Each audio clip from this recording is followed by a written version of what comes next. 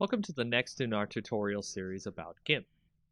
In this next tutorial, we'll go over a quick way how to do a coloring of a sketch that you might scan in or you have received on the internet. And it's really easy to start coloring in GIMP.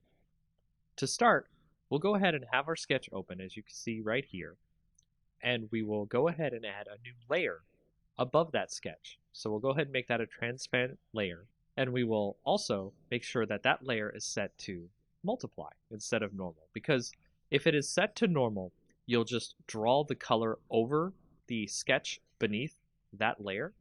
But with multiply, it actually adds the color over the layer, but in a way so that the previous layer on the bottom shows through. So if you see right here, we've set our color to something that's a little bit more skin toned.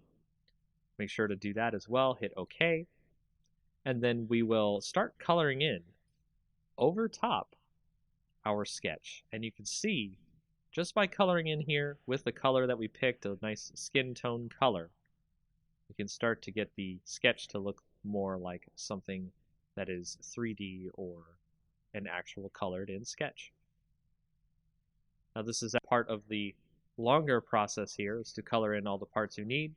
So I'm going to do just a really quick once over, so that way it doesn't take too long and you can see the effects, but also we're not too worried about it being too messy. So as you can see there, I've colored in her face on this sketch. What we can also do is switch a little bit to the burn tool. We'll switch to the dodge and burn tool, then we'll switch to burn down here at the bottom on the options, so that way we can put in some shadows in the image where we think where the shadows are. And we can make sure to change your size of your brush. You can use that using the bracket keys on your keyboard. Left bracket, right bracket changes the size of your brush. And we'll brush in some shadows here on the image, right where the shadows seem to be. If you have a sketch that has the shadows on it, it makes it easier for you to burn in some shadows. And every time you click and burn in the shadows, it will stack on top of each other, so it will make the shadows darker and darker as you continue burning.